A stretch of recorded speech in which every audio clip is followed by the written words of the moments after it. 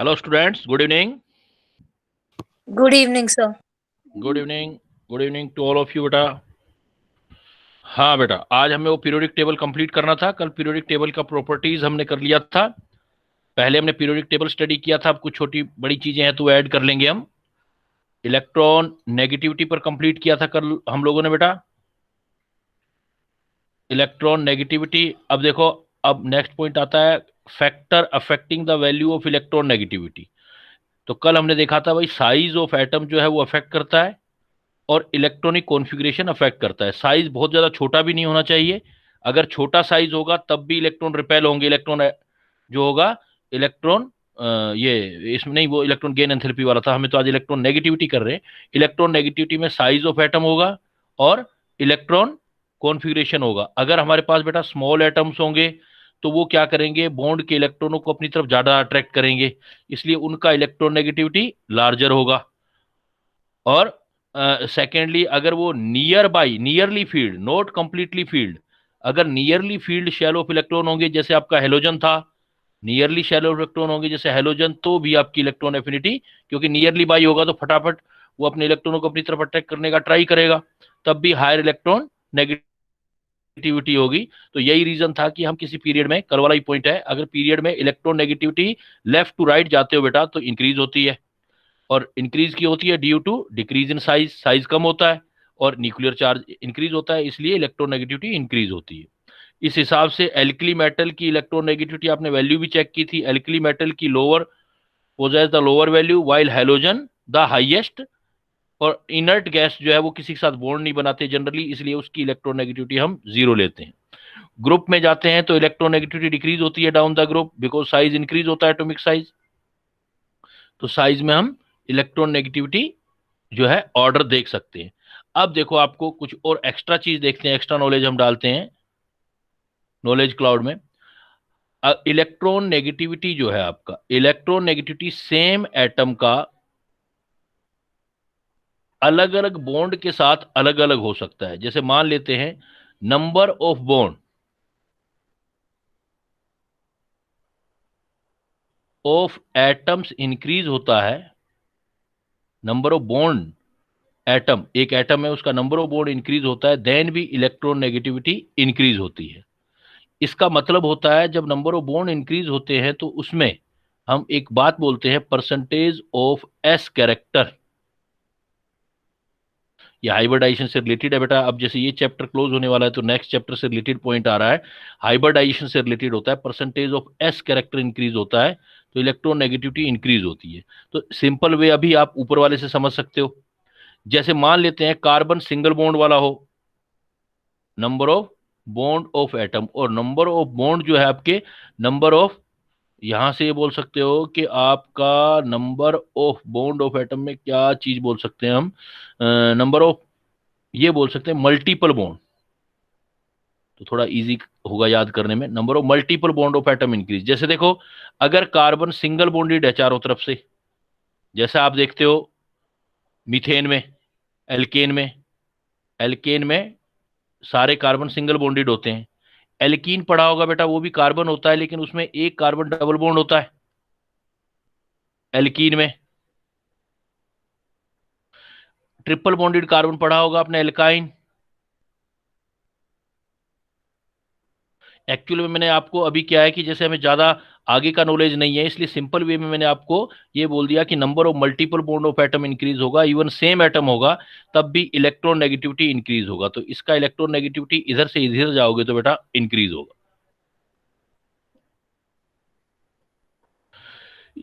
इसका रीजन है, जब आपके पास चार सिंगल बॉन्ड होते हैं, मतलब चार साइड में बॉन्ड होते हैं, ये कह सकते हो, फोर साइड में, वन टू थ्री फोर, तो इसको बोलते हैं, आगे चल के पढ़ेंगे, अभी मैं सिर्फ इंट्रोड्यूस कह रहा हूं, sp3 हाइब्रिडाइजेशन। एक टेक्निकल टर्म यूज करेंगे आगे चल के, हाइब्रिडाइजेशन, sp3 हाइब्रिडाइजेशन, या जिन बच्चों के स्कूल में थोड़ा बहुत पढ़ा हो ये चैप्टर तो उनको पता होगा। तो ये है sp3 हाइब्रिडाइजेशन। अगर तीन साइड में बॉन्ड हो, जैसे एक साइड ये, एक साइड ये, एक साइड ये तो हाइब्रिडाइजेशन होता है sp2। और अगर दो ही साइड में बॉन्ड हो, जैसे इधर तीन और इधर एक, साइड दो ही होगी, तो इसमें हाइब्रिडाइजेशन होता है sp। तो इसमें s ऑर्बिटल p ऑर्बिटल 50% है, तो हम कहेंगे कि s परसेंटेज जो है 50% है। और sp3 में 3 पार्ट p का है, s का 1 पार्ट है, इसलिए आप बोलोगे 25% है। तो आप दोनों चीजों से समझ सकते हो, अगर number of multiple bond of atom increase होता है तो भी इलेक्ट्रॉन नेगेटिविटी इंक्रीज होता है, लेकिन मेन फैक्टर ये है परसेंटेज ऑफ एस कैरेक्टर। आप देख रहे हो पहले में एस कैरेक्टर 25% है और लास्ट वाले में एस कैरेक्टर 50% है। इसमें देखोगे तो 33% आएगा, बिकॉज 2 पार्ट पी का है और 1 पार्ट एस का है। तो आप ये भी कह सकते हो even if we have a same carbon atom, या we can say that if we have same atom then may be electronegativity may be variable. तो सिंगल बॉन्डेड सिर्फ चारों तरफ सिंगल बॉन्ड है, उससे एक तरफ डबल बॉन्ड होगा, उसकी इलेक्ट्रोनेगेटिविटी ज्यादा होगी, और एक तरफ ट्रिपल बॉन्ड होगा तो उसकी और ज्यादा होगी। जैसे एल्केन से एल्कीन में एल्कीन से और आपका एल्काइन के अंदर जो होगा वो इलेक्ट्रोनेगेटिविटी ज्यादा आएगा आपका। तो आपका सेम एटम का भी इलेक्ट्रोनेगेटिविटी डिफरेंट हो सकता है बेटा। इसके बाद पॉइंट आता है कि देखो अब आपके पास जो इलेक्ट्रोनेगेटिविटी है उसका इंपॉर्टेंस क्या है, इंपोर्टेंस ऑफ इलेक्ट्रोनेगेटिविटी। इससे फिर मतलब नेक्स्ट चैप्टर वाली बात आएगी, इससे हम एक्चुअली बॉन्डिंग एक्सप्लेन कर पाते हैं। बॉन्डिंग हमारे पास छोटी क्लासेस में पढ़ा होगा आपने, आयनिक बॉन्ड होता है, कोवलेंट बॉन्ड होता है। तो इलेक्ट्रॉन नेगेटिविटी का डिफरेंस डिसाइड करेगा कि बॉन्डिंग हम किस टाइप की देंगे। देखो इसमें कुछ एप्लीकेशंस में शेयर कर रहा हूं आपसे, आप क्या क्या पता कर सकते हो, क्योंकि ये बड़ा इंपॉर्टेंट फैक्टर होने वाला आगे चल करके आपके लिए। तो देखो अगर इलेक्ट्रॉन नेगेटिविटी का डिफरेंस बेटा एक्स ए एक्स बी, दो एटम की इलेक्ट्रॉन नेगेटिविटी का डिफरेंस 0 है, तो एक्स ए एक्स बी का जो बॉन्ड होगा वो प्योरली कोवलेंट बॉन्ड होगा, 100% कोवलेंट बॉन्ड कंसिडर करें। जैसे एग्जांपल क्लोरीन क्लोरीन के बीच हमसे पूछा जाए बॉन्ड, तो बिकॉज बिल्कुल दोनों ही एटम सिमिलर है बेटा, दोनों बिल्कुल एक जैसे एटम है, तो इलेक्ट्रोनेगेटिविटी डिफरेंस 0 हो गया, तो इसके बीच के बॉन्ड को हम बोलेंगे प्योरली कोवलेंट। अगर दोनों के बीच का डिफरेंस आ जाए और ये डिफरेंस कितना आ जाए 1.7, अच्छा यहां बात एक और कर सकते हो, ये देखो पहले मैंने आपको बताई थी, अभी अभी मैंने बताया था अगर कोई कोवलेंट बॉन्ड बनता है, कोवलेंट बॉन्ड बनता है तो कितने टाइप का होता है बेटा सिर्फ covalent bond? 2 types. 2 types, very good बेटा। कौन कौन सा पढ़ा था हमने? Non polar and polar. Polar. तो नॉन पोलर या पोलर एक्चुअली इलेक्ट्रॉन नेगेटिविटी के बेस्ड पर ही था, non polar covalent bond and second one is the polar covalent bond, polar covalent bond. And can give me the example of non-polar covalent bond and polar covalent bond? You can take the example like chlorine chlorine। तो chlorine chlorine में देखो दोनों का electron negativity difference 0 आ गया, तो आपने इसका internuclear distance, you calculate the internuclear distance, या you have to calculate the internuclear distance by this formula DAB is equal to RA+, ये भी एक्चुअली दोनों ए एक जैसे एटम है तो RA कर सकते हो आप, तो DAA is equal to 2RA, और आपने कैलकुलेट किया था, मैंने साइज में पढ़ाया था बेटा आपको याद हो तो, DAA/2, मतलब इंटरन्यूक्लियर डिस्टेंस का डायरेक्ट हाफ ले लेंगे तो रेडियस आ जाएगा नॉन पोलर कोवलेंट बॉन्ड के अंदर। But you know have you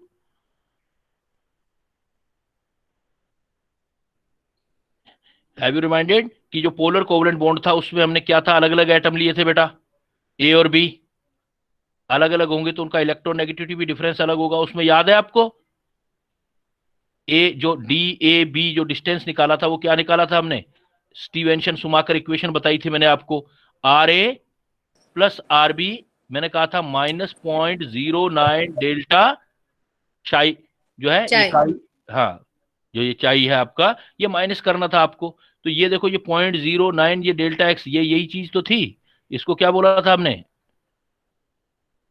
we called it electron negativity difference। Electron negativity difference, अगर दो एटम है तो उनका इंटरन्यूक्लियर डिस्टेंस RA भी पता है, तो डायरेक्ट आप हाफ नहीं कर सकते, इलेक्ट्रॉन नेगेटिविटी डिफरेंस डिसाइड करेगा। अब ये इलेक्ट्रॉन नेगेटिविटी डिफरेंस अगर 1.7 तक आ जाए XA XB का, ये पॉलिंग ने बताया था, अगर 7 तक आ जाए तो हम बॉन्ड बोलते हैं 50% कोवलेंट 50% आयनिक, और अगर इससे भी ज्यादा हो जाए तो आप बोल देंगे हमारा आयनिक बॉन्ड हो गया। अगर XA XB हाई हो जाए then bond is more ionic and less covalent हो जाएगा। और ये परसेंटेज भी आप आयनिक कैरेक्टर में निकाल सकते हो। परसेंटेज ऑफ आयनिक कैरेक्टर का इक्वेशन है percentage of ionic character 16 XA minus XB plus 3.5 XA XB का square, percentage of ionic character. तो एक्चुअली किसी बॉन्ड में कितना परसेंटेज आयनिक कैरेक्टर है, कितना कोवलेंट कैरेक्टर है, इलेक्ट्रोनेगेटिविटी का डिफरेंस पता हो तो हम निकाल सकते हैं, और ये परसेंटेज कैरेक्टर भी आप देख सकते हो। तो इस चीज से आप एक्स से एक्स बी का अगर डिफरेंस पता हो हमें, तो इसको बोलते हैं हैनी स्मिथ इक्वेशन। तो दो मैथमेटिकल रिलेशन मिल रहे हैं बेटा आपको, एक तो हैनी स्मिथ इक्वेशन जहां से आप परसेंटेज ऑफ आयनिक कैरेक्टर निकाल सकते हो, if you have the value of electronegativity of two atom A and B, then you can calculate. And second one is the जो आपका है कि आप इससे ये जो पहले ही मैंने एक रिलेशन बताया, मैंने रेडियस निकाल सकते हो ए या बी की, मतलब पोलर कोवलेंट रेडियस है तो वो कैलकुलेट कर सकते हो। इस इक्वेशन का नाम था स्टीवेंसन सुमाकर इक्वेशन, तो इसको मैंने स्टीवेंसन इक्वेशन से पढ़ाया था, या स्टीवेंसन सुमाकर इक्वेशन से पढ़ सकते हो आप। तो दो काफी इंपॉर्टेंट आपके यूजेस हो सकते हैं। तो इलेक्ट्रोनेगेटिविटी डिफरेंस बेटा 1.7 आ जाए तो 1 अगर आपके पास 7 आ जाए, इलेक्ट्रोनेगेटिविटी डिफरेंस 1.7 आ जाए तो हम बोलेंगे 50% आयनिक 50% कोवलेंट बॉन्ड। अगर 1.7 से ज्यादा आ जाए तो हम बोलेंगे आयनिक बॉन्ड ज्यादा है उसमें, और अगर 1.7 से कम आ जाए तो हम बोलेंगे कोवलेंट बॉन्ड ज्यादा है। बट फिर भी इसके हमें कुछ एक्सेप्शन मिल जाते हैं इस रूल के। सोडियम हाइड्राइड, और एक ले सकते हो आप HF, सोडियम हाइड्राइड और HF NaH। तो यहां पर इलेक्ट्रोनेगेटिविटी डिफरेंस देखोगे तो सोडियम का हमने किया था अप्रोक्सीमेट 0.9 होता है, नहीं किया होगा, लिथियम का बताया था 0.9, और हाइड्रोजन का हमने किया था 2.1 है। तो 2.1 और 0.9 डिफरेंस देखो कितना आ रहा है, 2.1 और 0.9, तो दोनों का डिफरेंस इलेक्ट्रोनेगेटिविटी का देखो कितना आएगा, 1.2 आ जाएगा। 1.2 है तो 1.7 से कम होना चाहिए, ये 1.7 से कम होना चाहिए, तो कोवलेंट होना चाहिए इसको, लेकिन कोवलेंट नहीं होता बेटा, ये आयनिक होता है। इसी टाइप से HF में देखोगे ये 2.1 है और ये 4 है, तो 1.9 आ रहा है, 1.9 है तो इसको इसको आयनिक होना चाहिए, 1.7 से ज्यादा आ रहा है आयनिक, बट ये कोवलेंट होता है, तो कुछ एक्सेप्शन भी मिल जाते हैं। तो सोडियम हाइड्राइड या HF जो है आपका, इसके अंदर जो है वो डिफरेंस होगा। तो आपका ये आपने वैसे याद करना 1.7 वाली वैल्यू, तो टोटल देखो 4 पॉइंट हो गया आपको। एप्लीकेशन बहुत ही इंपॉर्टेंट है बेटा, इसकी काफी काम आने वाली है।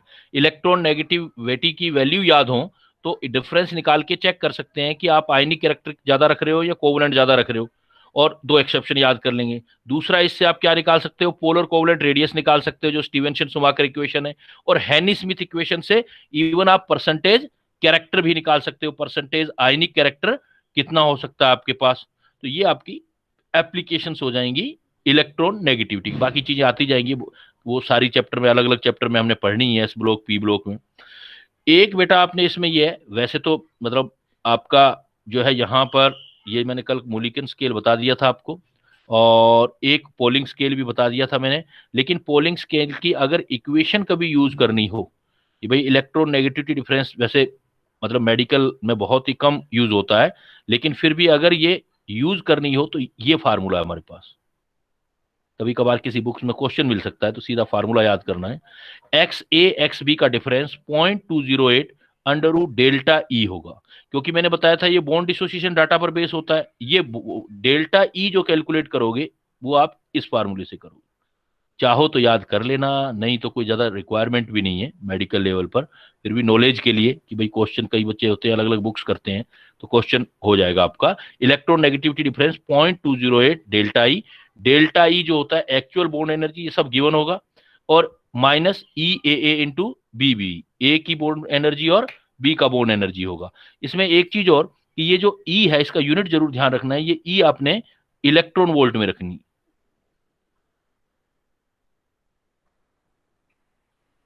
इलेक्ट्रॉन वोल्ट में ये रखा होगा।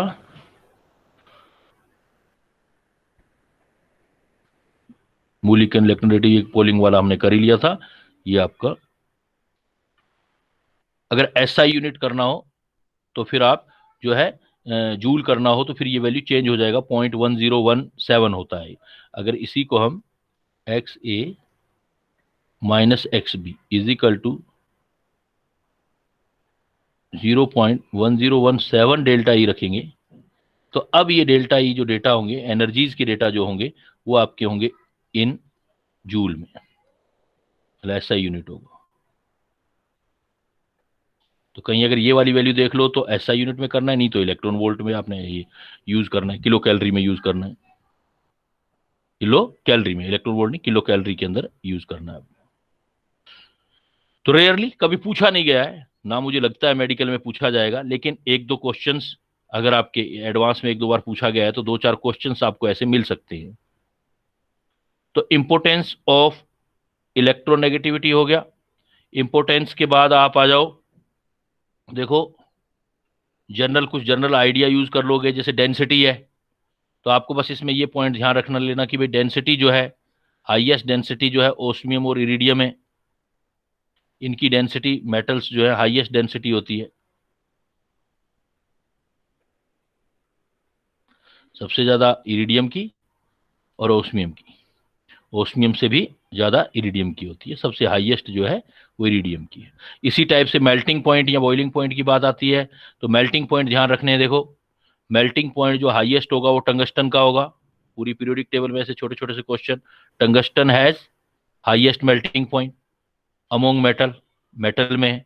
और अगर अमोंग नॉन मेटल करेंगे या दोनों मिला के करेंगे तो कार्बन है, डायमंड है, carbon has maximum melting point among non metal.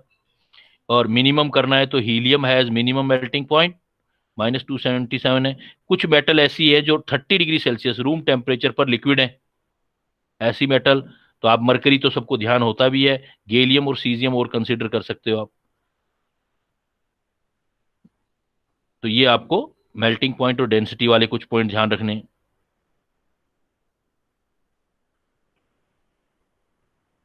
मतलब इंफॉर्मेशन ही है ज्यादातर। अब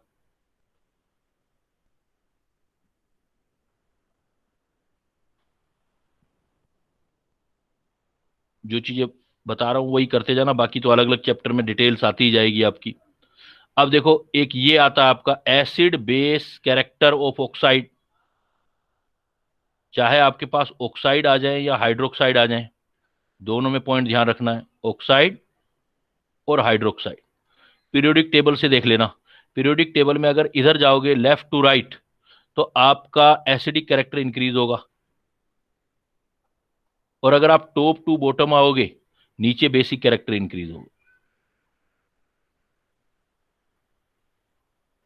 टॉप टू बॉटम आना है तो बेसिक कैरेक्टर इंक्रीज करना है, लेफ्ट टू राइट जाना है तो आपको एसिडिक कैरेक्टर इंक्रीज करना है, बेसिक कैरेक्टर इंक्रीज करना है। और अगर आपके हाइड्राइड हो, हाइड्रोजन साथ में अटैच हो, तो दोनों ही साइड, बोथ साइड, आपको ये शॉर्टकट बता रहा हूं, अगले अलग अलग चैप्टर में आएंगे, तो अगर हाइड्राइड हो तो both side acidic character increase होगा बेटा, acidic increase both side in general. तो जैसे देखो अगर सिंपल क्वेश्चन आ जाए ऐसे आपका एसिड बेस कैरेक्टर से रिलेटेड आ जाए, जैसे मैं बोल दूं आपको, भाई देखो मान लो कार्बन है, कार्बन, नाइट्रोजन, ऑक्सीजन, फ्लोरीन, इनका हाइड्राइड बनाए। जैसे कार्बन का हाइड्राइड होता है बेटा CH4, नाइट्रोजन का हाइड्राइड होता है जैसे अमोनिया हाइड्रोजन के साथ, ऑक्सीजन का हाइड्राइड होता है H2O, HF का हाइड्राइड है HF। तो ये पीरियोडिक टेबल में इधर से इधर जा रहे हो ना, कार्बन के आगे क्या होगा, नाइट्रोजन, नाइट्रोजन से आगे क्या होगा बेटा, ऑक्सीजन, ऑक्सीजन से आगे क्या होगा, फ्लोरीन। तो इन एटम के ये क्या बन पा रहे हैं, हाइड्राइड बन रहे हैं। तो हाइड्राइड में जब इधर से इधर जाओगे तो कौन सा कैरेक्टर इंक्रीज करना है आपने, एसिडिक कैरेक्टर। हाइड्राइडो में चाहे लेफ्ट टू राइट जाओ चाहे टॉप टू बॉटम जाओ, जैसे एच है, इनके रीजन हम जब पी ब्लॉक एस ब्लॉक करेंगे ना, वन बाय वन डिटेल करेंगे, क्योंकि यही सारा कुछ हम नहीं करेंगे, अलग अलग चैप्टर में करेंगे हम। तो जैसे एच है, बट ये थोड़ा थोड़ा आइडिया, जैसे एच HCl, HBr, HI, ये भी हाइड्राइड है देखो। लेकिन फ्लोराइड क्लोराइड पीरियोडिक टेबल में ऊपर से नीचे जा रहे हो, तो इधर से इधर भी कौन इंक्रीज होगा, कैसा कैरेक्टर इंक्रीज होगा बेटा? एसिडिक। एसिडिक, दोनों में ध्यान रखना। हाइड्राइड होंगे तो दोनों side, left to right periodic table की हाइड्राइड है, ये टॉप टू बॉटम दोनों ही साइड एसिडिक कैरेक्टर इंक्रीज होता है। तो आप उल्टा करोगे तो बेसिक कैरेक्टर इंक्रीज हो जाएगा। बट एक बात और ध्यान रखना, जो इनका कैरेक्टर होगा वही इनके, एक हाइड्रोजन कम कर दूं तो उसका कैरेक्टर भी होगा। ये क्वेश्चन ज्यादा पूछा जाता है, चाहे CH4 हो चाहे CH3 नेगेटिव हो, चाहे NH3 हो चाहे NH2 नेगेटिव हो, चाहे H2 हो चाहे OH नेगेटिव हो। इसका रीजन मैं इक्विलिब्रियम चैप्टर पढ़ाऊंगा तो वहां आएगा ये, बट अभी आइडिया कर लेना। ऐसे ही यहाँ Cl नेगेटिव हो या Br नेगेटिव हो या I नेगेटिव। जैसे आपसे पूछा जाए अरेंज द, बहुत पूछा जाएगा ये question, arrange the following species in increasing order of their basic character।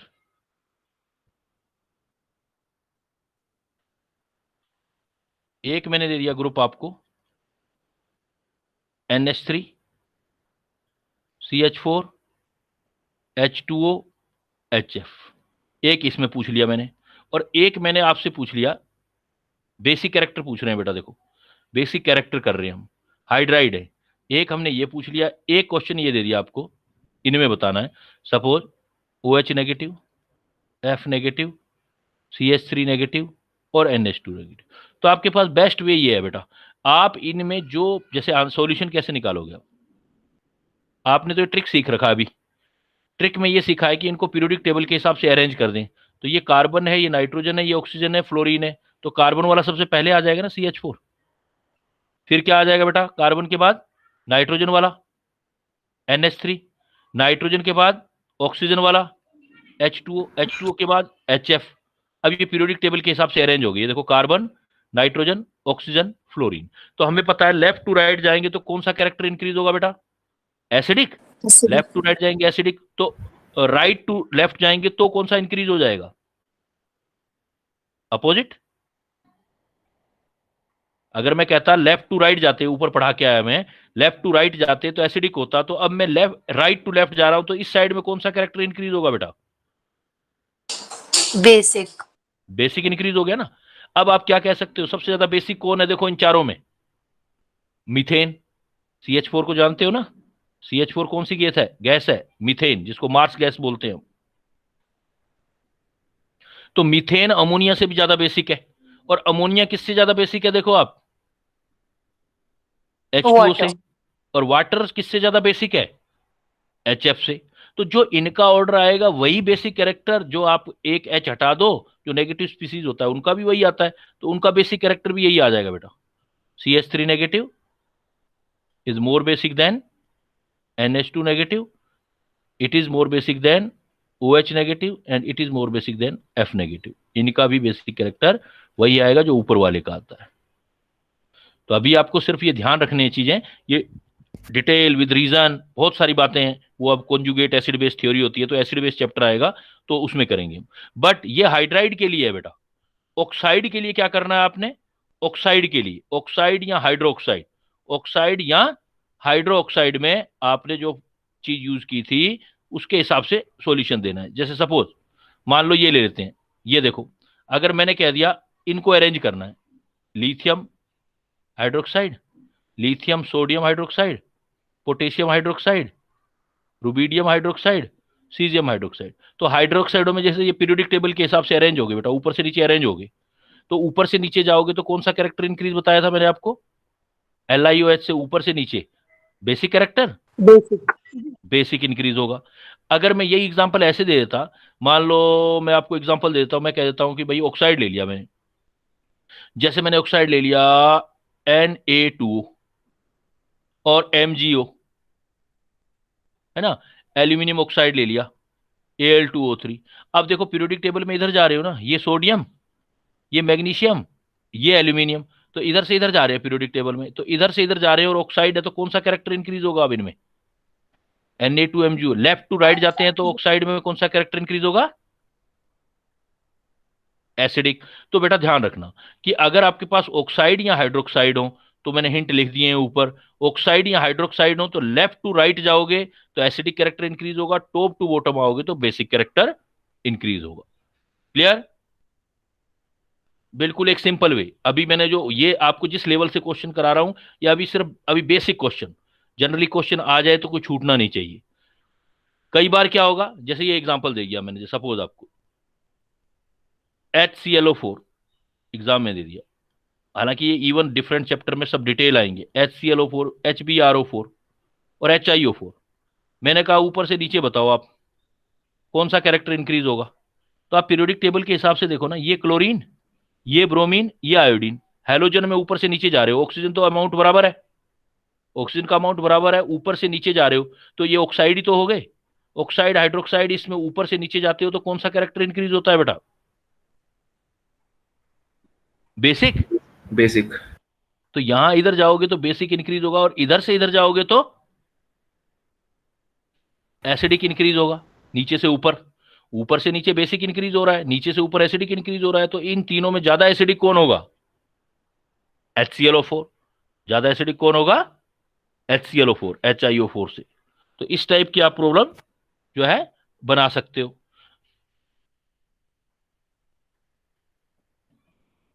तो एसिडिक कैरेक्टर, बेसिक कैरेक्टर आप देख सकते हो, ऑक्साइडों का, हाइड्रोक्साइडों का, ये सारी चीजें हम इससे निकाल सकते हैं। फिर कुछ ऐसे होते हैं जो बेसिकली डायरेक्ट याद करने होते हैं। वैसे बेटा कभी भी आपको बताऊं, एक बेसिक नॉलेज बताता हूं नॉलेज क्लाउड के लिए।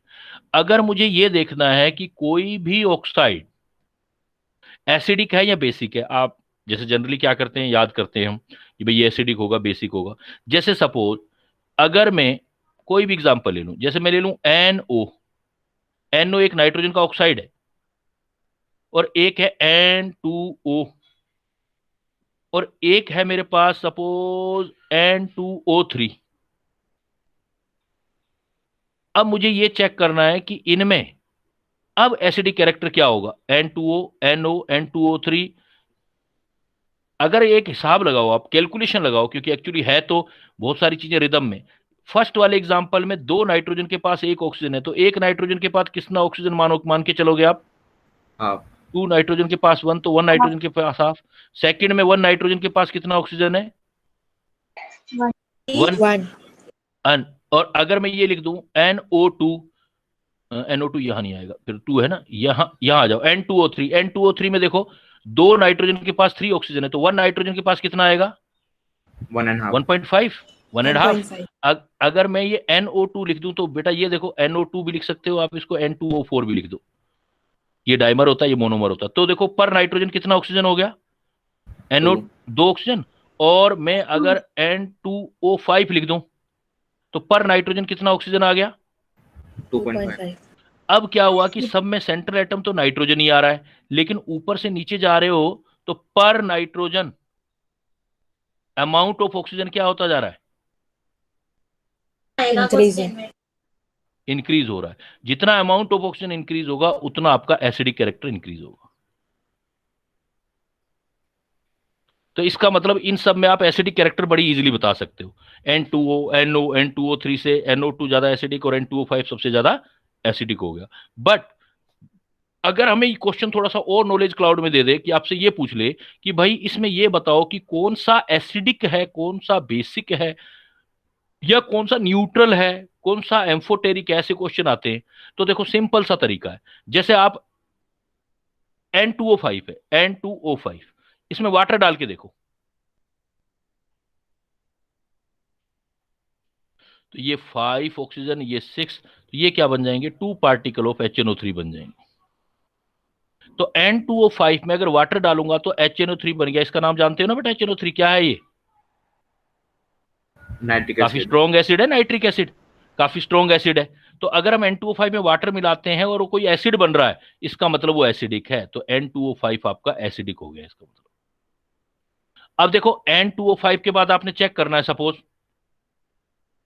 ये बिल्कुल ही बेसिक केमिस्ट्री है, हालांकि ये छोटी क्लासेस की केमिस्ट्री है, लेकिन फिर भी क्या है कि कई बार हमें आइडिया नहीं होता, तो हम ऐसे चेक कर सकते हैं। जैसे मान लो आपको दे दिया N2O4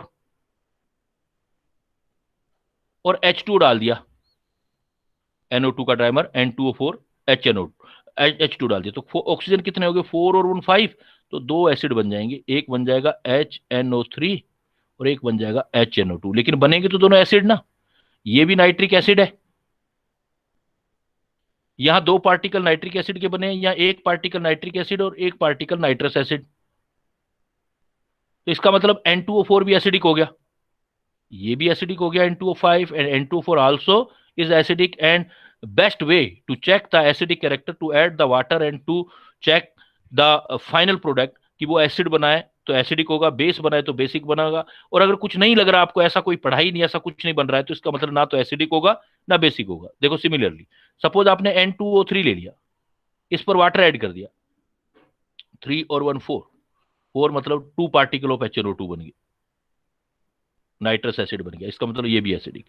but if you think about the NO, NO का नाम जानते हो बेटा, नाइट्रिक ऑक्साइड, NO है नाइट्रिक ऑक्साइड, इसमें H2 ऐड करके देखो, तो टोटल 2 O वाला तो कोई एसिड ही नहीं होता है, तो कोई एसिड ही नहीं बन रहा, तो इसका मतलब नाइट्रिक एसिड एसिडिक नहीं है, ये न्यूट्रल हो गया,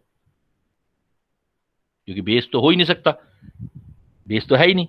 इसी टाइप से देखो N2O, जिसको लाफिंग गैस बोलते हो आप, N2O, इसमें भी वाटर डाल के देखो तो कोई एसिड नहीं बनेगा, अगर मिला के देखो फार्मूला H2N2O2, एस टाइप का कोई एसिड स्टेबल नहीं है, तो इसका मतलब N2O भी क्या हो गया, न्यूट्रल हो गया। तो बहुत इजी तरीका होता है। जैसे मैं सिंपली आपसे पूछूं, एक मैंने दे दिया CO, एक तो ये है कि एसिडिक या बेसिक कैरेक्टर कम ज्यादा बताना हो, एक ये बताना हो कि एसिडिक कौन सा है, न्यूट्रल कौन सा है। जैसे मैंने दे दिया बेटा आपको CO और एक दे दिया CO2, let we check CO का बिहेव क्या है और CO2 का क्या है। तो क्या ट्रिक बताया आपको, क्या कैसे चेक करोगे आप, क्या ऐड करके देखोगे बेटा, H2O. Water. H2O, CO2 में H2O ऐड करो, क्या बन जाएगा देखो, H2 CO3 बन गया, फार्मूला ऐड कर दो, H2CO3, H2CO3 कार्बोनिक एसिड होता है, इट मीन CO2 का बिहेव कैसा आएगा, CO2 गैस एसिडिक होती है, एसिडिक होती है। लेट वी चेक CO में H2O ऐड करो, तो ऐसा तो कोई एसिड पढ़ा ही नहीं जो H2 और CO2 वाला हो, ये तो कोई एसिड नहीं है, इसका मतलब CO कैसी होगी, neutral. CO gas carbon monoxide neutral है, बट CO2 एसिडिक है। ऐसे ही देखो आप, मैंने सपोज डाल दिया, जरूरी थोड़ी एसिड ही हो, बेस भी तो चेक कर सकते हो, कोई होना चाहिए जो बेस बनाता हो। जैसे मैंने सपोज ये दिया आपको एग्जांपल, Li2 लिथियम ऑक्साइड, या Na2, काफी बेसिक एग्जांपल लेते हैं, सोडियम का ऑक्साइड Na2, इसमें वाटर ऐड करो जरा, HH, तो Na का एक OH ये और दो ये, तो 2NaOH बन जाएगा। NaH तो पता है ना बेटा, ये क्या होता है, Basic. बेस, तो Na2 हो गया बेसिक। क्लियर। तो सिंपल, धीरे धीरे अगर नहीं एसिड बेस का पता है तो भी लगता जाएगा, लेकिन एक बेस तैयार हो जाएगा आपका कि अगर किसी चीज में हम वाटर ऐड कर देते हैं और वाटर ऐड कर देते हैं और वाटर ऐड करने पे वो एसिड बनाता है तो एसिडिक है, बेस बनाता है तो वो बेसिक है, और कुछ नहीं बनाता है तो वो न्यूट्रल है। और कुछ ऐसे होते हैं जिसको हम एम्फोटेरिक बोलते हैं बेटा, एम्फोटेरिक। तो एम्फोटेरिक का मतलब ये होता है जो एसिड और बेस दोनों से रिएक्ट करे, तो एम्फोटेरिक ऑक्साइड वो होते हैं जो एसिड बेस दोनों से रिएक्ट करे। ये सारा 10th में भी था बेटा, एक चैप्टर था आपका केमिकल, कुछ ऐसा करके होता है ना, एक फर्स्ट चैप्टर होता था केमिकल इक्वेशन। तो एम्फोटेरिक जो होते हैं वो क्या करते हैं, react with acid as well as with base, जो दोनों से रिएक्ट करें। तो जनरली ये जो होगा जिंक का ऑक्साइड होगा, कुछ एग्जांपल याद करने होंगे, एल्यूमिनियम के ऑक्साइड होंगे, या जिंक और एल्यूमिनियम भी बोल सकते हो, Al2O3 होगा, जिंक, एल्यूमिनियम, लेड, टिन, तो धीरे धीरे बाकी याद करते जाओगे। तो ये कुछ ऐसे एग्जाम्पल होंगे, जैसे देखो Al2O3 amphoteric, Na2O strongly basic, water डालते जाओ, MgO बेसिक, इधर से इधर पीरियोडिक टेबल में जा रहे हो आप, पीरियोडिक टेबल में इधर से इधर जाओगे तो वही कॉन्सेप्ट पहले वाला लगा दो, तो आप इधर से इधर जाओगे तो ऑक्साइड है तो एसिडिक कैरेक्टर इंक्रीज होगा। क्लियर बेटा? क्लियर है? चलूं आगे।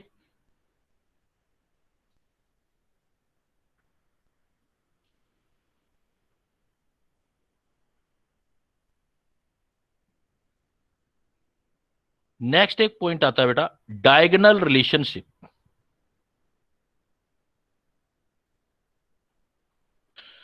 कुछ एलिमेंट्स ऐसे हैं जो सेकंड पीरियड के एलिमेंट हैं और वो सिमिलरिटी शो करते हैं अपने थर्ड पीरियड से जो उससे डायगोनली प्लेस हैं। अपने ग्रुप, वैसे प्रॉपर्टी क्या कहती है, अपने ग्रुप के एलिमेंट की प्रॉपर्टी सेम होनी चाहिए, लेकिन कुछ अपने ग्रुप से ज्यादा सिमिलरिटी शो ना करके अपने से डायगोनली प्लेस जो नेक्स्ट है, थर्ड पीरियड है, सेकंड पीरियड वाले थर्ड पीरियड वालों के साथ सिमिलरिटी शो करते हैं, that is known as diagonal relationship. Schooling में ज्यादा पूछा जाता है डायगोनल रिलेशनशिप।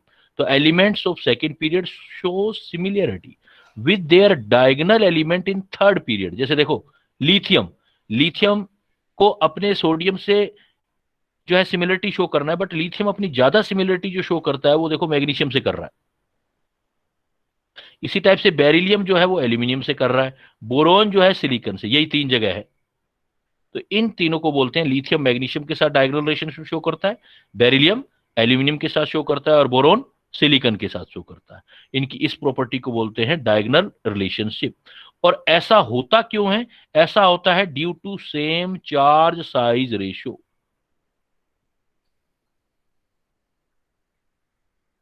डायगोनल रिलेशनशिप पूछा जाएगा, क्या रीजन है? ड्यू टू सेम चार्ज और साइज का रेशियो। और चार्ज और साइज के रेशियो को ही हम पोलराइजिंग पावर भी बोलते हैं।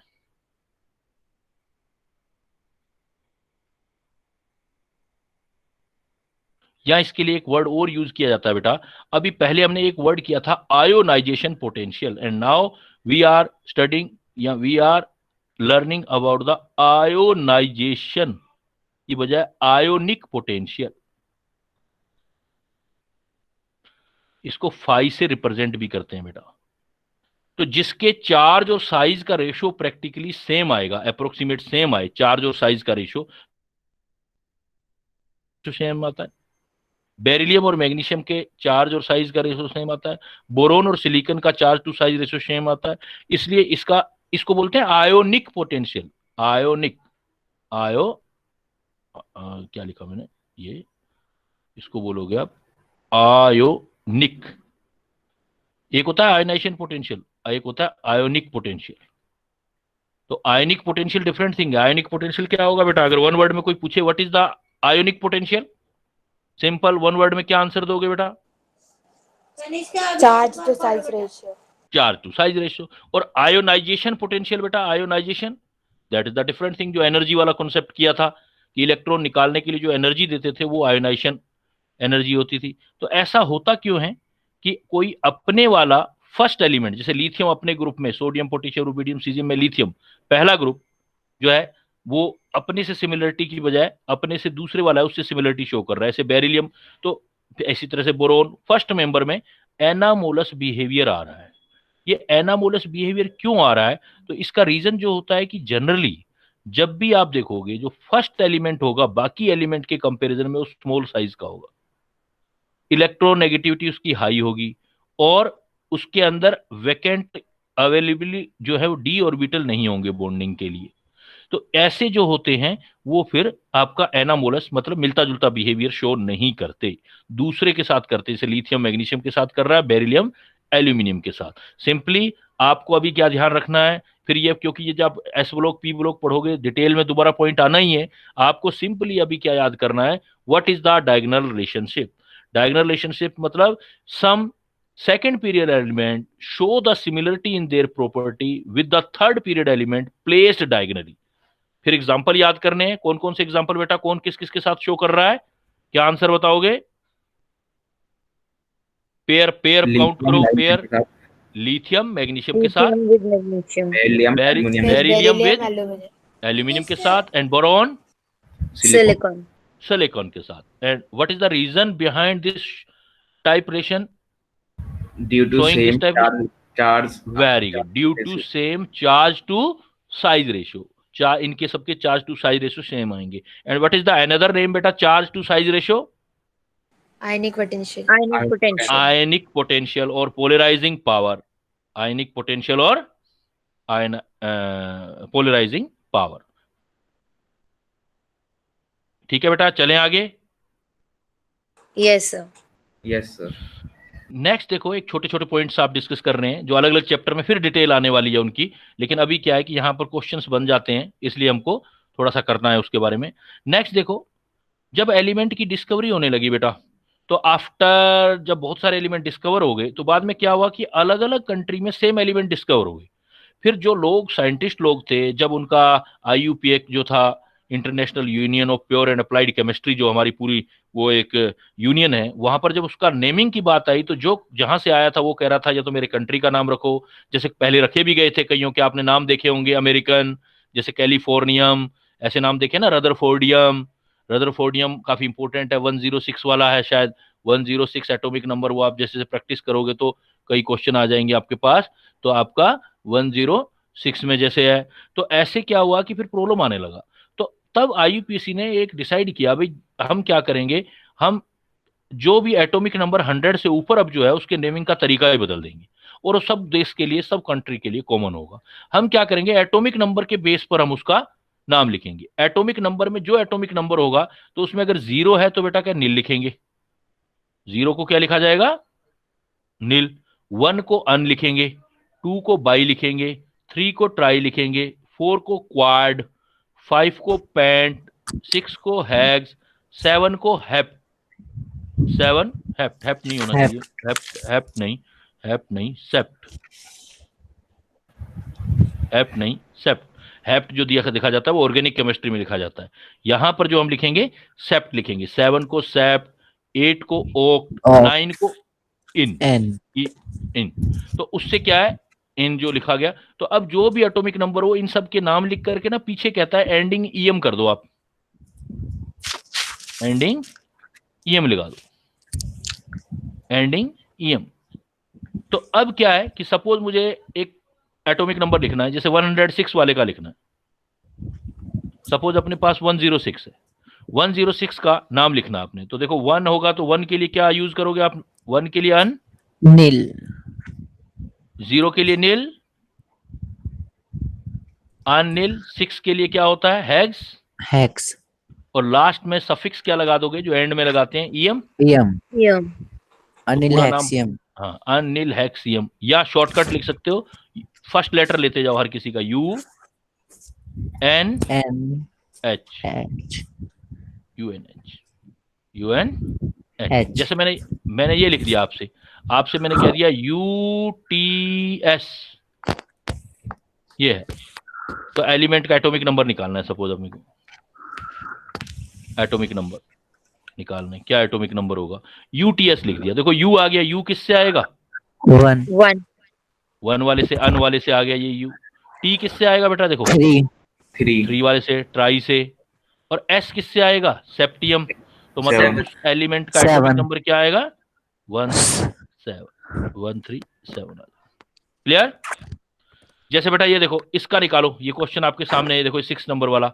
According to IUPAC norm, a newly discovered element has named, ये है UUN।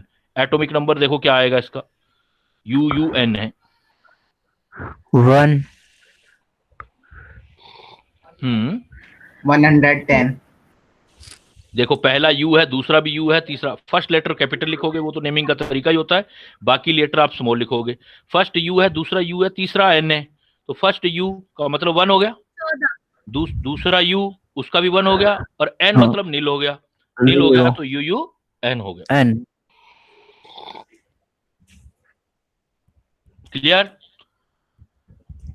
तो ये नेमिंग जो है रिसेंटली, अब ये नेमिंग हमारी यूज की जाती है।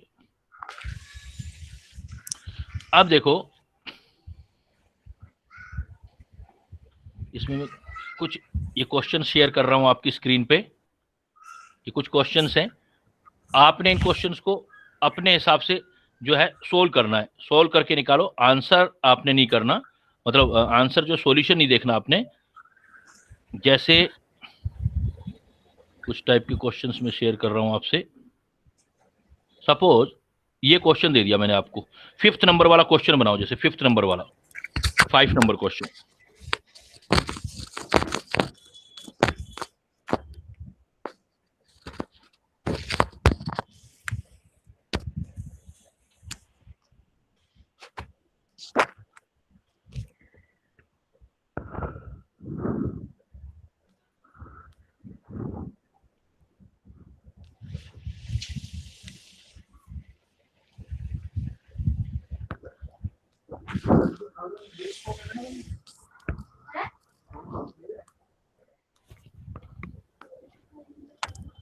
आपको आई का मतलब समझ रहे हो? आई क्या दे रहा है वो? Ionisation energy. I ionisation energy है, या आयनेशन पोटेंशियल बोलते हो। ई ए क्या चीज है? देखो, electron affinity. Electron affinity. Electron affinity, दोनों गिवन है। और निकालना क्या है आपको?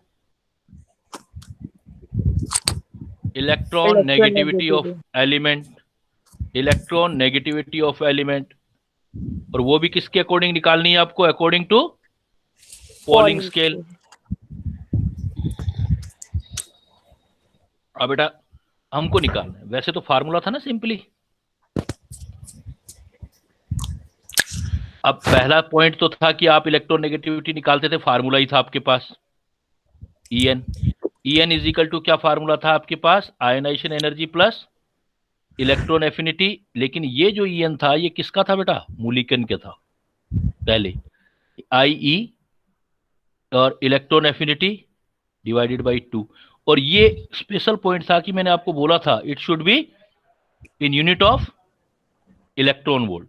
ये बात ध्यान रखने वाली थी बेटा, क्वेश्चन यहीं अटकेगा अगर अटका तो आपको, क्योंकि उसने एनर्जी देखो किस में दे रखी है आपको? जूल में, जूल में दे रखी है, और हमें इलेक्ट्रॉन वोल्ट में चाहिए। दूसरी बात, हमें ये फार्मूला जो हमने लर्न किया है it is the Mulliken scale, but actually we want to the Pauling scale. And you know Pauling scale is equal to क्या पढ़ा था हमने? Mulliken scale upon 2.8। तो हमने उसको ऐसे कर लिया था बाद में, ये रिलेशन भी तो किया था ना हमने। Yes sir. Upon 2 into 2.8 5.6। अब आपके पास ये फार्मूला आप डायरेक्ट यूज कर सकते थे बेटा, ये डायरेक्ट फार्मूला आप यूज कर सकते थे। बट इसमें ये है कि आपको एनर्जी जो है वो आपको कन्वर्ट करना पड़ेगा, आयनाइजेशन एनर्जी वाला। तो वो एनर्जी कन्वर्ट करने के लिए से 193 डिवाइड कर दिया, चाहे डायरेक्ट कर लो आप, 2.8 से भी आएगा। और दूसरा तरीका ये है कि आपको ये पता होना चाहिए, देखो 1 ये एनर्जी के होते हैं ना, एनर्जी का लिख देता हूं, 1.6 into 10⁻⁻19 joule is equal to 1 electron volt होता है। तो आप उसको 1 इलेक्ट्रॉन वोल्ट में जो है यूज करेंगे आप। तो 1.6 10⁻⁻19 joule is equal to 1 electron volt. अब आपको जूल को इलेक्ट्रॉन वोल्ट में कन्वर्ट करना है। दूसरी बात आप यह देख रहे होंगे, यहाँ थोड़ा सा आपके लिए एक प्रॉब्लमेटिक चीज और है कि यहाँ अभी वो चीज नहीं पड़ी है, बट थोड़ा सा आइडिया जरूर होगा। यहाँ जो आपने आयनाइजेशन एनर्जी दे रखी है, मतलब जितना इजी था, सीधा फार्मूला बेस्ड क्वेश्चन नहीं था। सपोज देखो आयनाइजेशन एनर्जी दे रखी है आपको, आयनाइजेशन एनर्जी, वो आयनाइजेशन एनर्जी कितना दे रखा है बेटा? देखो 275 किलो जूल। 75 kilo joule. लेकिन ये किसके लिए दे रखा है? पर मोल। हमें तो पर एटम चाहिए, तो पहले क्या करेंगे? Ionisation energy is equal to 275 kilojoule पर मोल का मतलब एवोगैड्रो नंबर से डिवाइड करोगे आप। मोल का मतलब जैसे डजन का मतलब 12 होता है, तो मोल का मतलब एक फिक्स नंबर होता है बेटा, मोल का मतलब एक फिक्स नंबर होता है, एवोगैड्रो नंबर बोलते हैं। वो एवोगैड्रो नंबर किस वैल्यू के इक्वल होता है? 6.02 10⁻23। डिवाइड करोगे तो 275 डिवाइडेड बाय अप्रोक्सीमेट 6 इंटू 10⁻23। तो ये हो जाएगा अब किलो जूल पर एटम। अभी तो बेटा पर एटम हो गया, पर एटम इतना आ गया। अब किलो को हटाना है, किलो का मतलब 1000 होता है। किलो का मतलब क्या है? 1000। यही तो पॉइंट होता है ना कि न्यूमेरिकल जब करते हैं तो उसमें थोड़ा सा जो हमारा माइंड का जो थिंकिंग होता है उसको और इंक्रीज करना होता है। 275 6 इंटू 10⁻23 किलो को लिख देंगे 10⁻3 जूल पर एटम। अब अगर और आगे करें तो जूल इज इक्वल टू कितना बताया था मैंने, देखो जूल इज इक्वल टू, तो 1 जूल इज इक्वल टू, ये भी लिख सकते हो ना आप, 1 joule is equal to 275 10⁻3 6 into 10⁻23 divided by 1.6 into 10⁻⁻19, तो ये इलेक्ट्रॉन वोल्ट पर एटम हो जाएगा। अब आ गया इलेक्ट्रॉन वोल्ट में, तो आप क्या कर सकते हो, इस वैल्यू को सीधा मल्टीप्लाई और सॉल्यूशन कर सकते हो ना। 10⁻23 है ये भी 3 नीचे आ जाएगा तो ये भी माइनस में हो जाएगा, 20 कितना हो जाएगा देखो, 10⁻3 ये है -19 ये है,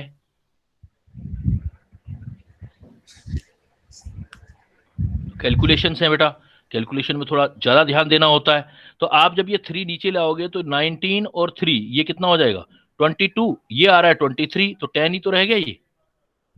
तो आयनाइजेशन एनर्जी 275 6 इंटू 1.6 इंटू 10, इससे ये कैंसिल हो गया, तो 16 को 6 से मल्टीप्लाई करूंगा कितना आएगा देखो, 6 6 36, तो कितना आ गया अप्रोक्सीमेट 96 आ गया ना,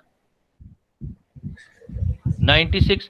अब अगर यहां देखो डायरेक्ट उसने क्या लिखा है, 2.8 इंटू 2 इंटू 96, ये 96 से डायरेक्ट ही कर दिया उसने।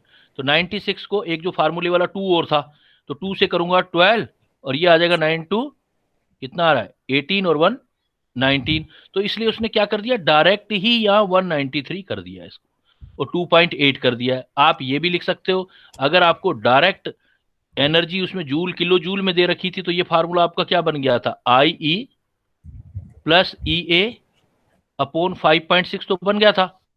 5.6 डायरेक्ट आप कौन सा नंबर यूज कर सकते थे, ये 96, तो ये अपने आप आपका इलेक्ट्रॉन वोल्ट में हो जाता। तो अगर आपको किलो जूल पर मोल में एनर्जी दे रखी हो तो यहाँ 96 और यूज कर लेना आप, इलेक्ट्रॉन वोल्ट अपने आप बन जाएगा ऊपर वाला। तो आप जैसे वो प्रैक्टिस पर डिपेंड करता है, जैसे जैसे आप बार बार प्रैक्टिस करते हो तो उससे चीजें बड़ी स्मूथ होने लग जाती है। क्लियर? कोई डाउट हो तो बेटा इस प्रॉब्लम में पूछ सकते हो आप। सो फिर हम कोई एक्स्ट्रा कैलकुलेशन नहीं करेंगे, बस नीचे 96 हाँ, यूज कर लेंगे ना साथ में। ये इसी हाँ इसीलिए मैंने ये बेटा सिखा दिया आपको। मान लो इलेक्ट्रोनेगेटिविटी निकालनी है और आपको ए और ई किस यूनिट में गिवन है, इन किलो जूल पर मोल में गिवन है, किलो जूल पर मोल में गिवन है, तो ये फार्मूला यूज कर लेना डायरेक्ट, तो आपका डायरेक्ट आंसर आ जाएगा। लेकिन ये कौन से वाला, पोलिंग के लिए। अगर मुलिकन करना हो तो फिर आपको 5.6 लगाने की जरूरत नहीं है बेटा, फिर IE plus EA upon 96 into 2 ही लगाना, 2.8 लगाने की जरूरत नहीं है आपको ये इसमें मुलिकन में। पोलिंग के अंदर आपको जरूरत पड़ेगी। दूसरा क्या होता है, कई बार प्रॉब्लम जो देगा बेटा वो मेंटल एबिलिटी के हिसाब से देगा। मेंटल एबिलिटी के हिसाब से कैसे, ये वो कुछ प्रॉब्लम है जो थियोरेटिकल कॉन्सेप्ट में भी वो आपको न्यूमेरिकल अप्रोच देगा, न्यूमेरिकल सेंस देगा करने का।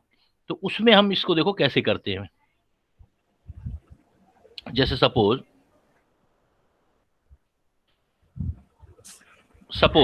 मैं कहता हूं कि आपको उसने कुछ एलिमेंट्स दे दिए,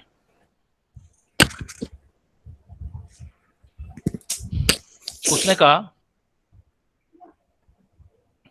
इफ, जैसे कह दिया कि IP value of oxygen is suppose 10 electron volt per mole कह दिया, ठीक है। अब कह दिया the IP value of nitrogen is, first option दे दिया 10 इलेक्ट्रॉन वोल्ट वही, सेकंड ऑप्शन दे दिया 9 इलेक्ट्रॉन वोल्ट, थर्ड ऑप्शन दे दिया 8 इलेक्ट्रॉन वोल्ट और फोर्थ ऑप्शन दे दिया 11 इलेक्ट्रॉन वोल्ट पर मोल। तो डेटा तो कोई है ही नहीं ना हमारे पास, हमें डेटा से उस किसके बारे में बता रहा है, वो ऑक्सीजन के बारे में बता रहा है। ऐसे क्वेश्चन ट्रिकी क्वेश्चन होते हैं बेटा। कैसे ट्रिकी क्वेश्चन होते हैं कि हमें तो ट्रेंड पता है ना, हमें तो ट्रेंड पढ़े हैं, हमने आईपी वैल्यू या जो भी हमने प्रॉपर्टीज पढ़ी हैं उसका ट्रेंड पढ़ा है हमने बेटा। तो ट्रेंड हमने क्या पढ़ा था? ट्रेंड तो हमने ये पढ़ा था कि जैसे हमने ये पढ़ा था कि भाई मान लेते हैं आपके पास नाइट्रोजन और ऑक्सीजन का पूछ रहा है, तो that is the second period. And lithium, beryllium, boron, carbon, nitrogen, oxygen, fluorine and neon. And हमने क्या पढ़ा था कि बेरिलियम अपने प्लेस से आगे जाएगा आईपी में, आईपी वैल्यू इधर से इधर इंक्रीज होंगे, और नाइट्रोजन अपने प्लेस से इधर जाएगा। क्यों जाएगा बेटा? इसका रीजन क्या किया था? यहां फुलफिल्ड, और यहां भी नाइट्रोजन जो P3 वाला हाफ फील्ड, एक्स्ट्रा स्टेबिलिटी आ गई थी, इसलिए इलेक्ट्रॉन निकालना डिफिकल्ट हो गया था। तो इतना तो क्लियर है ना कि आईपी अगर नाइट्रोजन और ऑक्सीजन का कंपेयर करूं तो नाइट्रोजन का आईपी किससे ज्यादा आएगा? ऑक्सीजन से तो ज्यादा आएगा ना। और हमें डेटा उसने क्वेश्चंस में जो वैल्यू दे रखी है वो किसकी दे रखी है? हमें किसका वैल्यू दे रखा है बेटा? ऑक्सीजन का। ऑक्सीजन का। तो हमारा दिमाग क्या कहता है कि ऑक्सीजन का आईपी 10 इलेक्ट्रॉन वोल्ट है, तो नाइट्रोजन का 10 से तो ज्यादा आना चाहिए ना, 10 से कम तो नहीं हो सकता ना, 10 हो सकता Yes, है, sir. 10 से ज्यादा होगा। तो आप ऑप्शन देखोगे ना, ऑप्शन में आपको एक ही ऑप्शन मिलेगा, वो ज्यादा वाला। तो देखो 10 तो हो नहीं सकता, कम हो नहीं सकता, तो ज्यादा वाला प्रोबेबिलिटी तो इसी की है। तो ऐसे आपका मतलब माइंड गेम करेगा आपसे, वैसे पूछेगा बताओ भाई इसके अंदर क्या आएगा।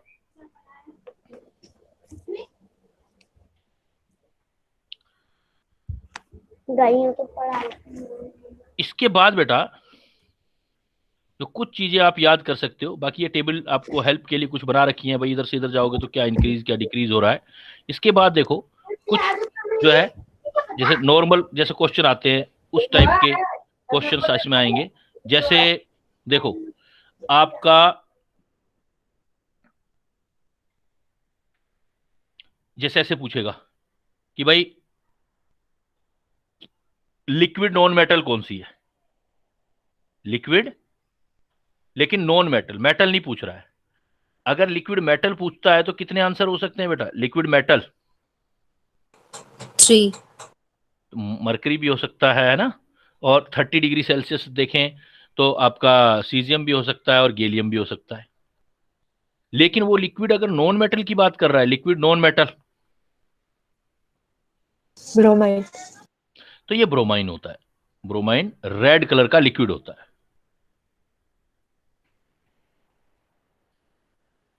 और ये बड़ा इंटरेस्टिंग है कि अगर आप देखोगे फ्लोरीन, हेलोजन्स हैं ये, फ्लोरीन, क्लोरीन, ब्रोमीन और आयोडीन सारे एक ही फैमिली के मेंबर हैं बेटा। Fluorine, chlorine, bromine, iodine. But आप देखोगे फ्लोरीन एट रूम टेम्परेचर, अगर नोट करोगे, ये नॉलेज होनी चाहिए, एट रूम टेम्परेचर तो फ्लोरीन आपको गैस मिलेगी, क्लोरीन भी गैस होगी, ब्रोमीन लिक्विड होगा, आयोडीन सॉलिड होगा। ये वोलेटाइल सॉलिड होता है, सॉफ्ट सॉलिड होता है। छोटी क्लास में आप एग्जाम्पल पढ़ते थे सब्लिमेशन का, सॉलिड से सीधा गैस बन जाता है।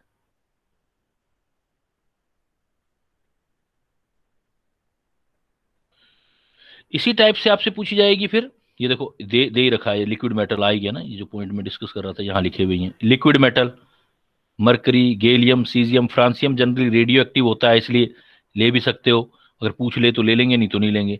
सॉलिड लेकिन वोलेटाइल नॉन मेटल, आयोडीन आ गया, देखो ब्लैक कलर की होती है। लाइटेस्ट मेटल जिसकी डेंसिटी सबसे कम है, लाइटेस्ट मेटल लिथियम। हैवीएस्ट अभी बताया था इरिडियम सबसे ज्यादा, उससे कम ओस्मियम।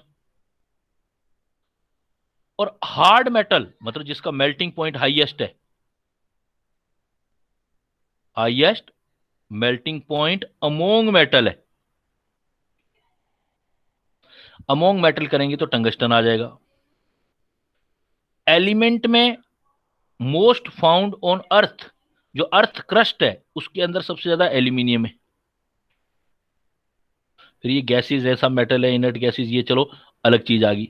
ब्रिज एलिमेंट है, जैसे मैग्नीशियम इज ब्रिज एलिमेंट, ये ज्वाइन करता है सेकंड ग्रुप और थर्ड ग्रुप मेटल को, ब्रिज एलिमेंट। अच्छा कुछ ऐसे बोल देते हैं जैसे ब्लैक शिप एलिमेंट, किस एलिमेंट को ब्लैक शिप बोलते हैं? तो ये फ्लोरीन होता है बेटा, फ्लोरीन। जो फ्लोरीन है इसको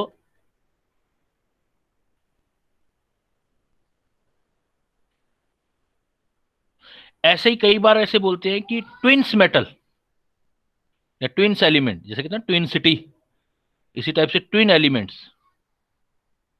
ट्विन्स एलिमेंट पूछा जाता है। जो ट्विन्स एलिमेंट आपसे पूछा जाता है वो होता है आपका डी ब्लॉक एलिमेंट की, डी ब्लॉक एलिमेंट में आप करोगे जो सिमिलर आता है आपका zirconium and hafnium, zirconium hafnium twins element. कुछ जो है हिस्ट्री है कि भाई ये जो पीरियोडिक टेबल बनना स्टार्ट हुआ वो कहाँ से बनना स्टार्ट हुआ, कैसे बनना स्टार्ट हुआ, किस किस साइंटिस्ट ने वर्क किया।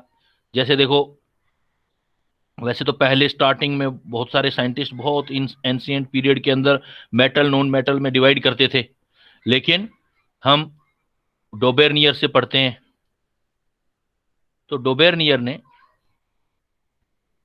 ट्राइड मतलब स्टार्टिंग में वेरी बिगिनिंग ने ट्राई मतलब 3 का ग्रुप बनाया। उसने क्या है, एलिमेंट्स ऑफ सिमिलर प्रॉपर्टी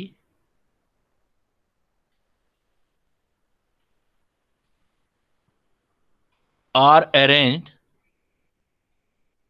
और ये कितना था 3 एलिमेंट थे, इसे ट्रायड बोलते हैं। 3 elements of similar property are arranged in increasing order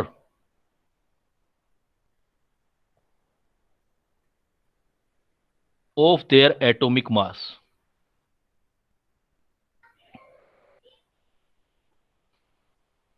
इसको बोलते थे हम डोबेरनियर ट्रायड। उस टाइम पर जो उसके पास एलिमेंट थे उसने क्या किया, सारे जब डिस्कवर नहीं हुए थे उस टाइम की बात है, हिस्ट्री है, ये उसने 3 एलिमेंट के ग्रुप बनाए, कुछ 3 एलिमेंट की जो नोन थे उस टाइम पे। और उसमें इंटरेस्टिंग पॉइंट ये था कि वो increasing order of their atomic masses में जब हम रखते थे तो उससे क्या होता था कि उसमें प्रॉपर्टी में भी एक ट्रेंड आता था उस टाइम पे। और उसका जो स्पेसिफिकेशन था वो ये था कि जो प्रॉपर्टीज हैं, प्रॉपर्टीज ऑफ मिडल एलिमेंट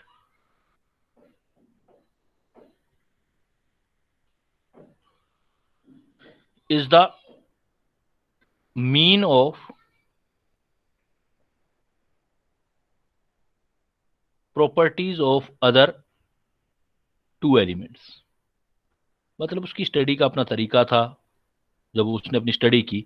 जैसे उसने क्या लिया, उसने कहा कि देखो लिथियम सोडियम पोटेशियम है तो इनकी प्रॉपर्टी सेम है, इनको इंक्रीजिंग ऑर्डर में रख दो। उस टाइम पे डिस्कवर हुए थे ये तीनों, लिथियम सोडियम पोटेशियम। कहता है इंक्रीजिंग ऑर्डर एटॉमिक मासेस में रख दो, तो लिथियम का एटॉमिक मास होता है 7, सोडियम का होता है 23, पोटेशियम का होता है 39। और उसने ये भी बोला इनकी जो प्रॉपर्टी होंगी वो भी ऐसे ही वेरी करेंगी, इसी हिसाब से वेरी करेंगी प्रॉपर्टी, थोड़ा चेंज आता जाएगा। और इवन आप जो मिडल वाला है इसकी प्रॉपर्टी चेक करना चाहोगे तो इन दोनों की प्रॉपर्टी का मीन आ जाएंगी। जैसे मान लो सोडियम का, आपको मान लो सोडियम का एटॉमिक मास निकालना है, suppose you want to calculate the atomic mass of sodium, then you can take the atomic mass of lithium plus atomic weight of potassium divide by 2 कर दो। एटॉमिक वेट ऑफ लिथियम आ जाएगा 7, atomic weight of potassium हो गया 39/2। तो या तो बिल्कुल वो कह रहा है इक्वल आएगा या अप्रोक्स तो आ ही जाएगा। तो 39 क्या हो गया 46/2, तो कितना आएगा देखो बेटा निकालोगे तो 23। इस टाइप से आप अगर इनका आईपी वैल्यू भी देखोगे तो आईपी वैल्यू भी जो सोडियम का आईपी वैल्यू आएगा वो लिथियम और पोटेशियम के मिडल में आएगा। तो जो प्रॉपर्टी है डोबेरनियर ट्रेड में इस टाइप से आएगी। तो उसने कुछ एलिमेंट को, हमारे जो कुछ एलिमेंट्स थे उनको स्टडी भी किया, कुछ और एलिमेंट्स भी थे एग्जांपल लाइक उसने किया था क्लोरीन ब्रोमीन आयोडीन, ये वाला ग्रुप भी उसने बनाया था। क्लोरीन ब्रोमीन आयोडीन में जो एटॉमिक मासेस के हिसाब से अरेंज किया था उसने। क्लोरीन, जैसे क्लोरीन का एटॉमिक मास एवरेज भी लेते हो तो 35.5, आयोडीन का कितना होता है 127, ब्रोमीन का निकालो देखो 127, 35.5, 5 हाफ करो इसका, एवरेज निकालना है ना, तो अप्रोक्सीमेट 80.25 आ गया। तो इसका जो आया 81.25 और एक्चुअली हम देखते हैं तो ये 80 आता है। तो यहाँ तो बिल्कुल इक्वल आएगा, यहाँ उसने बोला कि अप्रोक्स आएगा। अप्रोक्स आने का मतलब है कि कोई हो सकता है उनके आइसोटोप्स वगैरह हो रहे हो। ऐसा ही उसने एग्जांपल दिया था एक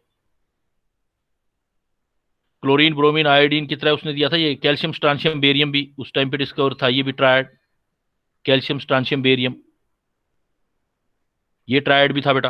कैल्शियम स्ट्रांशियम बेरियम में देखो कैल्शियम का एटॉमिक मास 40, बेरियम का होता है 137, तो स्ट्रांशियम का निकाल सकते हो आप।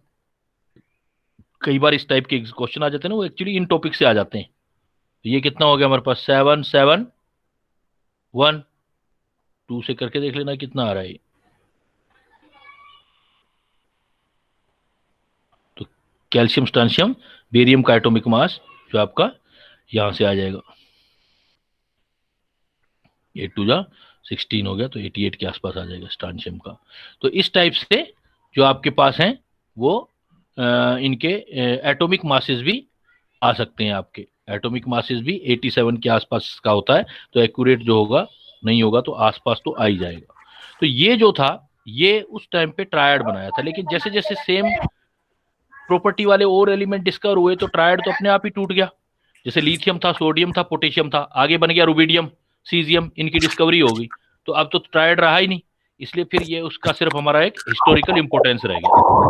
तो ये आपका जो है ये है डोबेर्नियर ट्रायड या ट्रायड रूल। इस साइंटिस्ट के बाद एक बढ़िया एफर्ट दूसरे साइंटिस्ट ने किया था जिसको हम बोलते हैं न्यूलैंड रूल। न्यूलैंड ऑक्टेट नहीं था, ये ऑक्टेट नहीं ऑक्टेव था, octave, octave rule of Newland.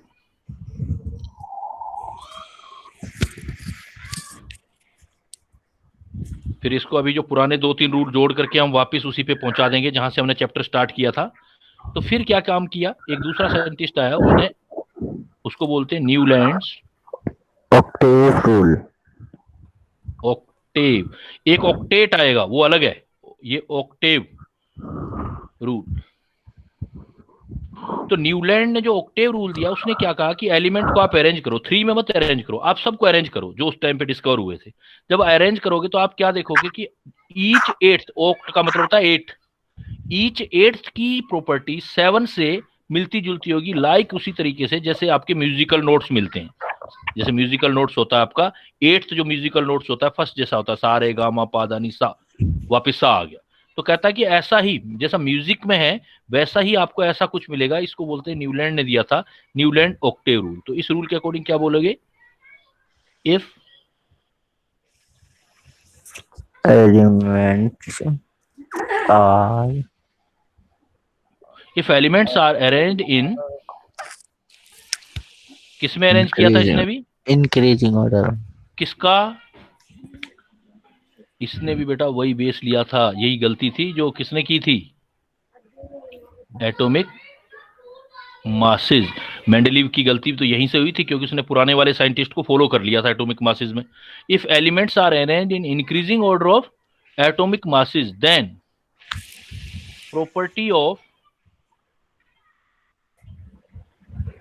each 8th element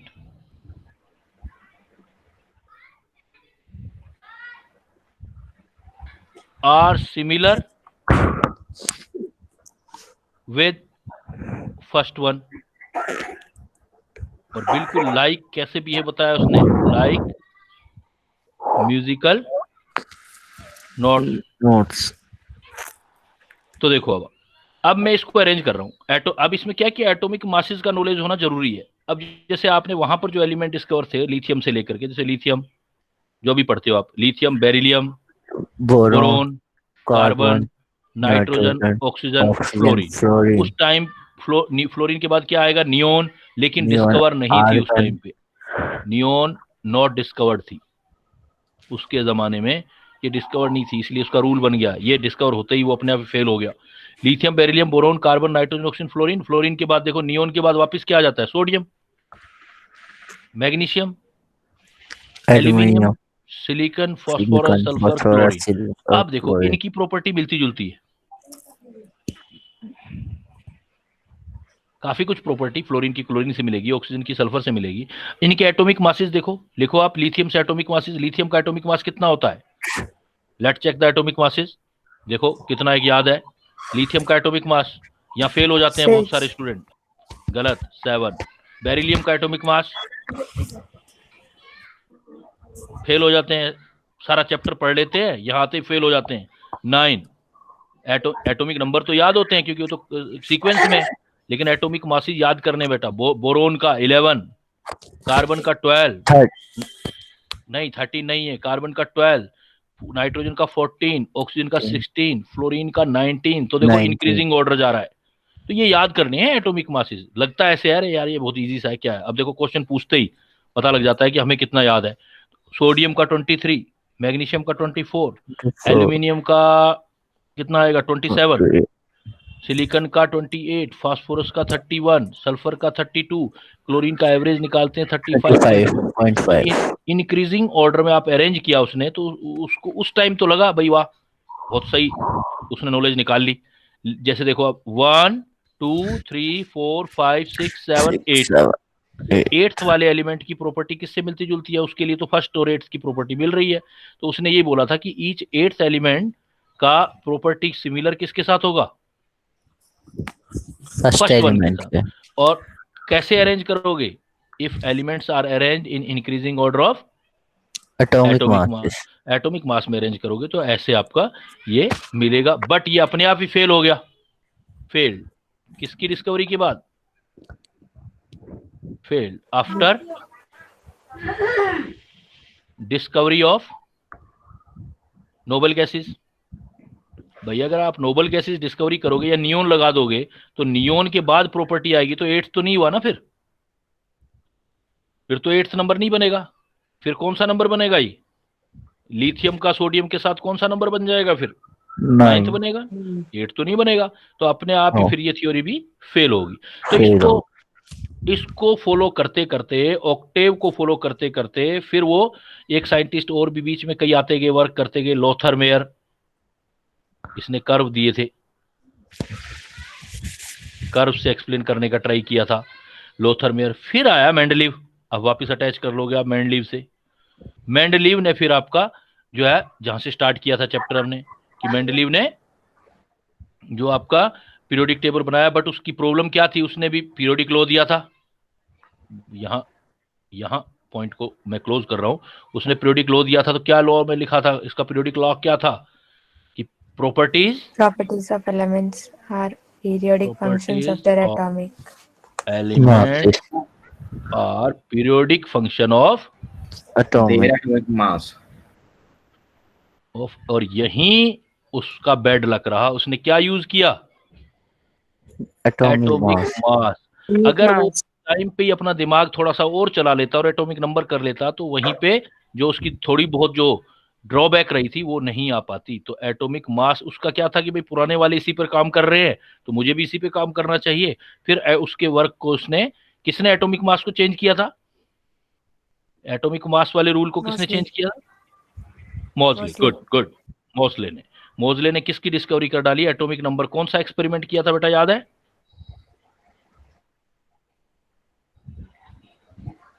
उसने एक्सपेरिमेंट किया था कैथोड रेज को मेटल पर डाल के एक्सरे की स्टडी की थी, और एक्सरे स्टडी करके उसकी फ्रीक्वेंसी को प्रॉपर्टी से अटैच किया था। तो वहां पर फिर ये आपका पॉइंट जो है वो चला जाएगा। तो ये आपका सारा जो अबाउट है वो आपका पीरियोडिक टेबल के रिगार्डिंग। तो इसमें अभी देखो कुछ क्वेश्चंस मैं आपके सामने लिख रहा हूँ। क्वेश्चन है आपके सामने, उन क्वेश्चन के बेस पर एक काम करते हैं ना, अभी जो है हमारे पास जितना टाइम है उसके अकॉर्डिंग एक चीज और कर लेते हैं। अभी हम बार बार एक बॉन्डिंग की बात कर रहे थे बेटा, केमिकल बॉन्डिंग में बॉन्डिंग की बात कर रहे थे। और बॉन्डिंग किसके बेस पर बना रहे थे आप? इलेक्ट्रॉन नेगेटिविटी के बेस पर। मैंने बोला था कि इलेक्ट्रॉन नेगेटिविटी का डिफरेंस 1.7 आए, उससे कम आए या उससे ज्यादा आए, ऐसा कुछ मैं आपको बता रहा था।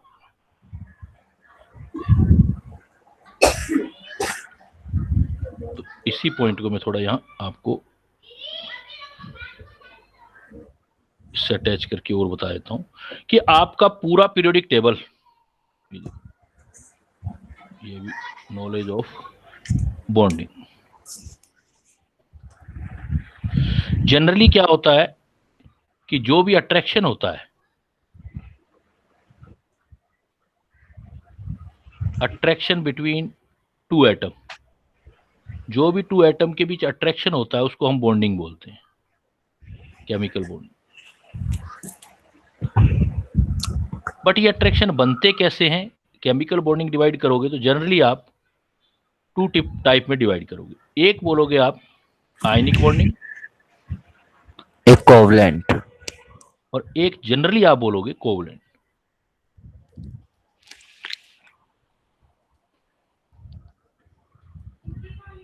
आयनिक बॉन्डिंग जो होता है, ये जो आपको पीरियोडिक टेबल के हिसाब से रखोगे, ये आपका पीरियोडिक टेबल है।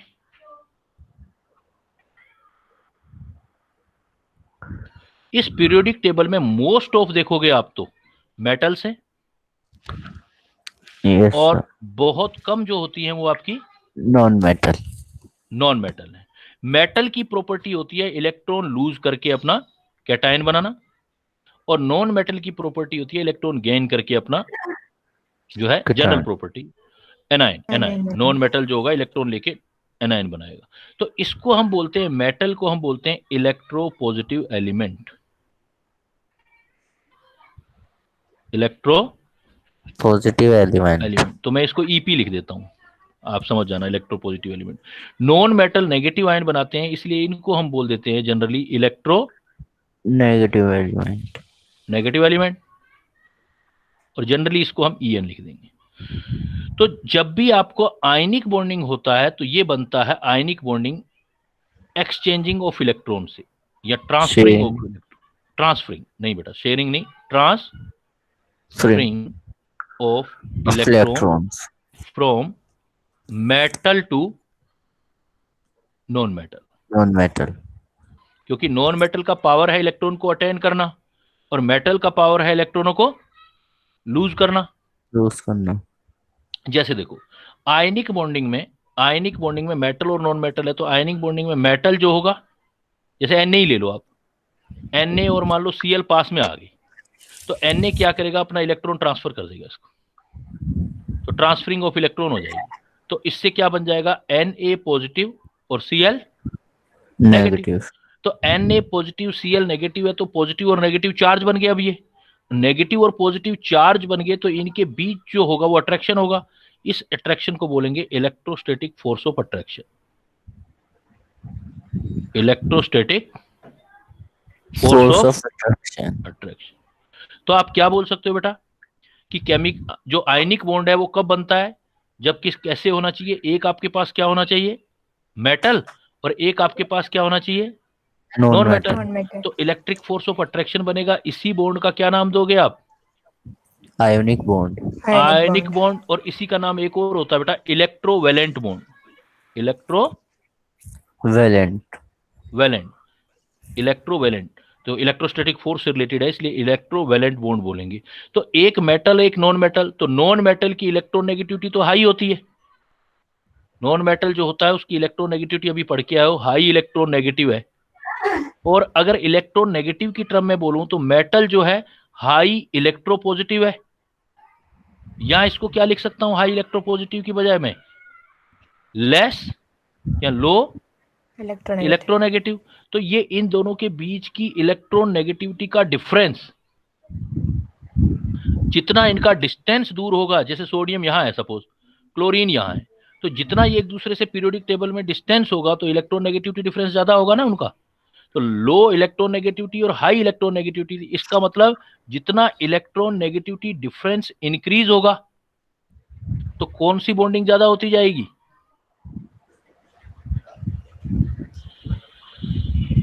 आयनिक बॉन्डिंग ज्यादा होती है। जितना इलेक्ट्रोनेगेटिविटी डिफरेंस बढ़ता जाएगा आयनिक बॉन्डिंग कैरेक्टर आपका बढ़ता जाएगा। आयनिक बॉन्डिंग कैरेक्टर बढ़ने का मतलब कौन सी बॉन्डिंग कम हो रही है बेटा, मतलब बॉन्डिंग, आप इतना ही बोलो आयनिक कैरेक्टर बढ़ रहा है, ये बोल सकते हो आप।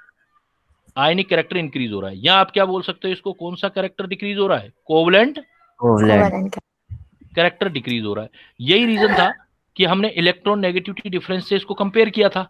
जनरली हमने बोला था ना कि कितना होना चाहिए, जब इलेक्ट्रॉन नेगेटिविटी डिफरेंस अगर 1.7 से ज्यादा है तो डिफरेंस ज्यादा आएगा, तो कौन सा कैरेक्टर ज्यादा होगा? Ionic character.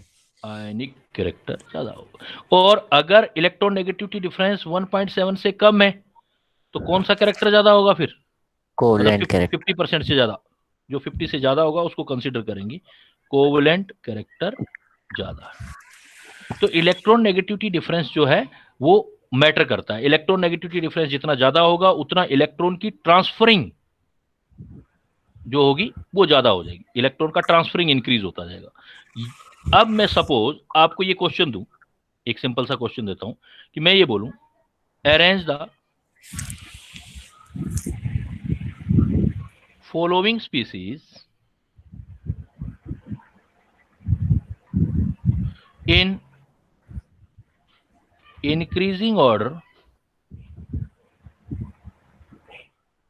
of covalent character।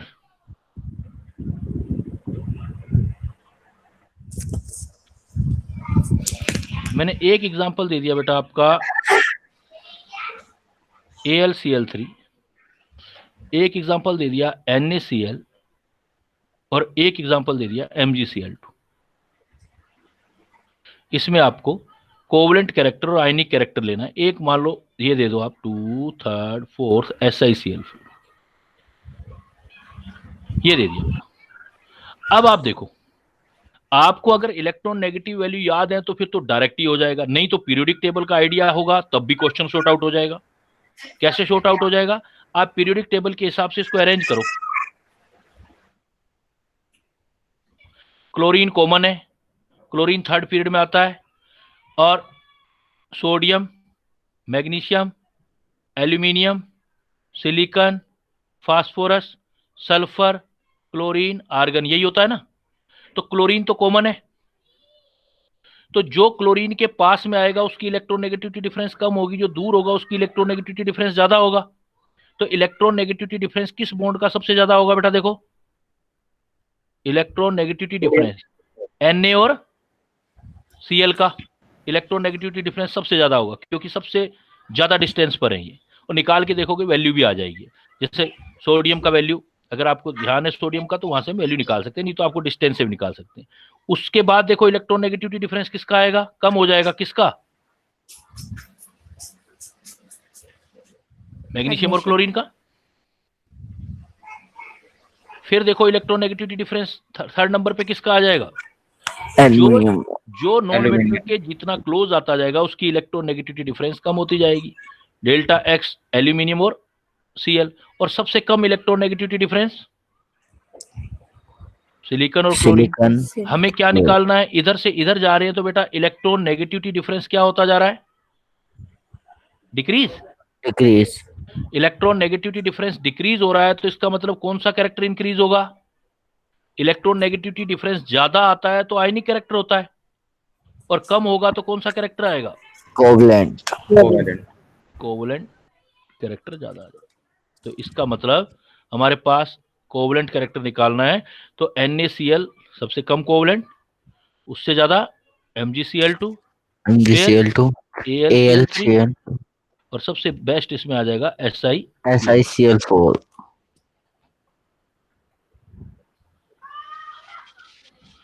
अब सपोज मैंने यही वाला एग्जांपल क्या कर दिया, क्लोरीन के साथ क्लोरीन को ही जोड़ दिया, तो क्या सीन क्रिएट हुआ? देखो, क्लोरीन के साथ किसको अटैच कर रहे हो आप? क्लोरीन को ही। तो अगर मैं क्लोरीन के साथ क्लोरीन अटैच करूंगा तो मेरे पास क्या है? ट्रांसफरिंग ऑफ इलेक्ट्रॉन नहीं होगा। तब क्या आएगा? Covalent bond. Sharing of electron होगा। शेयरिंग ऑफ इलेक्ट्रॉन कब? ये sharing of electron between from, या sharing of electron between non metal to non metal.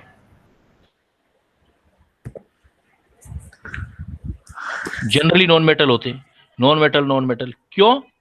क्योंकि दोनों नॉन मेटल, ये भी इलेक्ट्रोनेगेटिव एटम और ये भी इलेक्ट्रोनेगेटिव। तो इलेक्ट्रोनेगेटिव। अब इलेक्ट्रॉन लूज करना तो कोई भी नहीं चाहेगा, गेन करना दोनों चाहते हैं, इसलिए ये क्या कर देंगे, शेयरिंग कर देंगे। तो ये शेयरिंग ऑफ इलेक्ट्रॉन जो है आपकी, अब शेयरिंग ऑफ इलेक्ट्रॉन जो होती है उसको कोवलेंट बॉन्ड बोल देते हैं।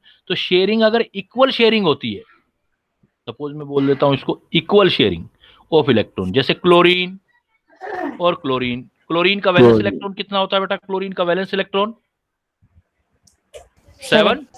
7। तो 1 2 3 4 5 6, एक इलेक्ट्रॉन ये रख दे बीच में, और एक इलेक्ट्रॉन ये रख दे, 1 2 3 4 5 6 7, 7 और कह दे कि भाई हमारे बीच ये शेयरिंग हो रही है, इस पर दोनों का राइट है। तो इसके लिए काउंटिंग करूंगा तो ये हो गई, इसके लिए काउंटिंग करूंगा तो ये हो गई। तो ये दोनों इलेक्ट्रॉन दोनों में शेयर हो जाएंगे, तो हम बोलेंगे दो इलेक्ट्रॉन से एक बॉन्ड बन जाएगा, ये इक्वल शेयरिंग है। और इक्वल शेयरिंग है तो बेटा फिर पॉइंट को वहीं जोड़ देते हैं, तो इसके बीच ये कोवलेंट बॉन्ड बना, लेकिन इसमें इलेक्ट्रॉन दोनों के बीच इक्वली डिस्ट्रीब्यूट होंगे, इसलिए ये कोवलेंट जो बोलोगे, इस कोवलेंट का नाम दोगे आप, क्या नाम था इस कोवलेंट का? Non polar, non polar covalent bond. Sharing of electron हो गई इक्वल, तो नॉन पोलर कोवलेंट बॉन्ड। अब इसमें दो पॉइंट और आ सकते हैं बेटा, जैसे मान लेते हैं sharing between two atom differ by small electron negativity. ज्यादा डिफरेंस नहीं है, लेकिन कम इलेक्ट्रॉन नेगेटिविटी का डिफरेंस है। सपोज हाइड्रोजन और HCl का एग्जांपल ले लो, H एंड Cl। तो H एंड Cl तो ये भी शेयरिंग तो करेंगे, लेकिन शेयरिंग में इस शेयरिंग के पार्ट के इलेक्ट्रॉन को क्लोरीन अपनी तरफ ज्यादा खींच के रखेगा, क्योंकि मोर इलेक्ट्रोनेगेटिव है ये। और हाइड्रोजन इस केस में बेटा आपका लेस इलेक्ट्रोनेगेटिव है। तो इससे क्या होगा कि शेयरिंग तो हो गई अब भी, तो बॉन्ड तो कोवलेंट ही है, लेकिन इलेक्ट्रॉन कुछ इस तरफ ज्यादा खिसकेंगे, इसलिए हम कहेंगे कि पोलैरिटी इस तरफ जाएगी, इधर पार्शियली नेगेटिव चार्ज, इधर पॉजिटिव चार्ज, तो बॉन्ड कोवलेंट ही है। लेकिन अब कौन सा कोवलेंट बॉन्ड हो जाएगा बेटा? बिकॉज यहां तो बिल्कुल एक जैसे एटम थे, यहां इलेक्ट्रोनेगेटिविटी डिफरेंस 1.7 से कम है। जब 1.7 से कम होती है तो होगा तो कोवलेंट, लेकिन कोवलेंट में डिफरेंस तो है ना। तो ऐसे बॉन्ड को कौन सा बॉन्ड बोलोगे बेटा? अब जो बॉन्ड आया है ये आपका, this bond is known as polar bond. Polar covalent bond. ये पोलर कोवलेंट बॉन्ड हो जाता है। अब एक स्पेशल केस आता है जिसको बोलते हैं कोऑर्डिनेट या dative bond. Next number note इसका,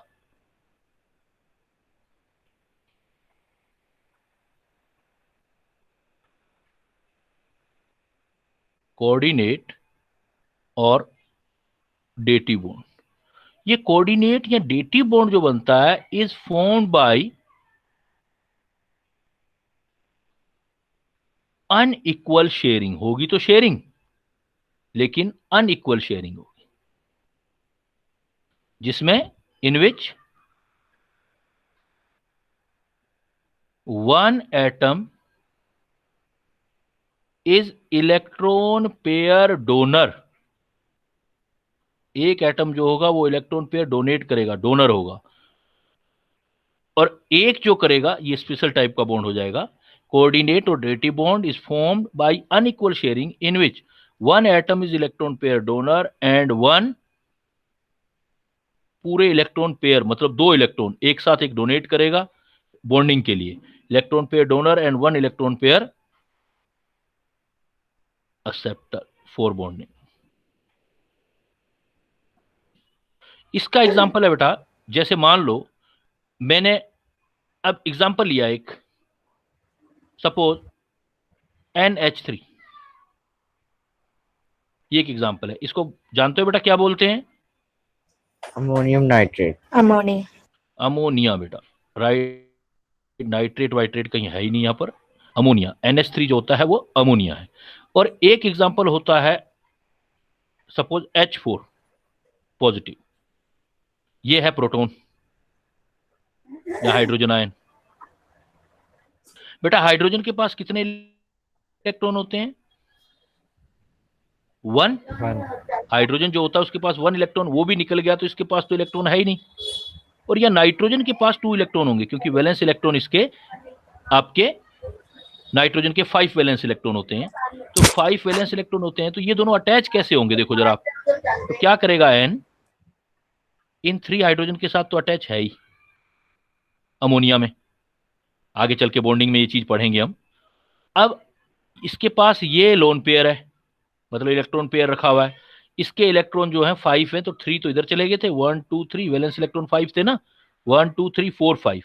इधर H पॉजिटिव है, बॉन्ड बनाना चाहता है, लेकिन उसके पास कोई इलेक्ट्रॉन नहीं है। तो ये क्या करेगा, ये कहेगा कि मैं तेरा हिस्सा भी शेयर कर देता हूं, अपना हिस्सा भी देता हूं, एक एक अपने वाला देता हूं, एक तेरे वाले देता हूं, और शेयर कर लेते हैं बीच में। तो ये क्या करेंगे, ऐसे शेयर करेंगे,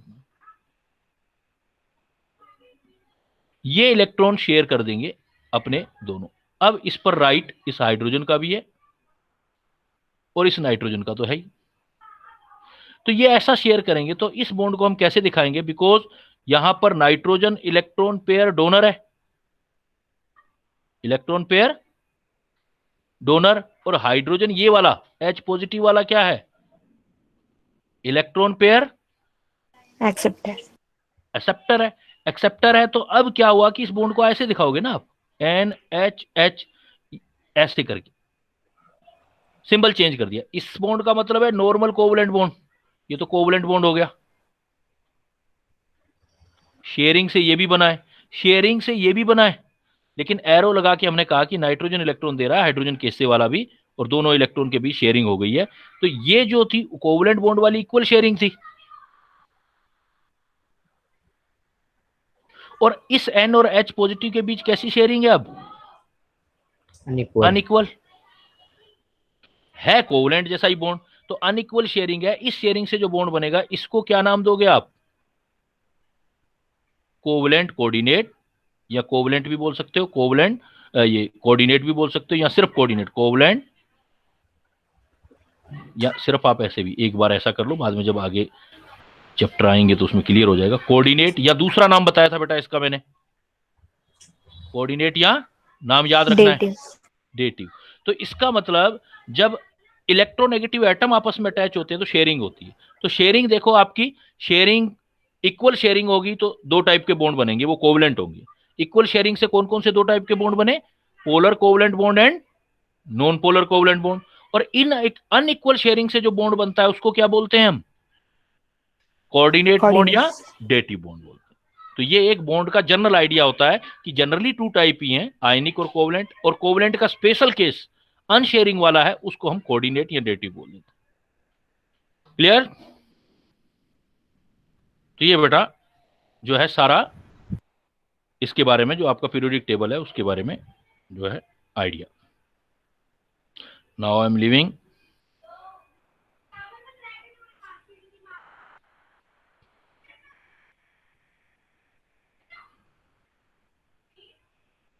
Thank you, sir.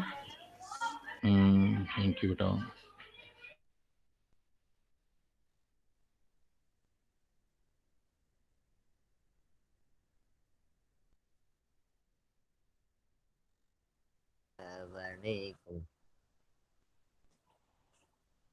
Assalamualaikum.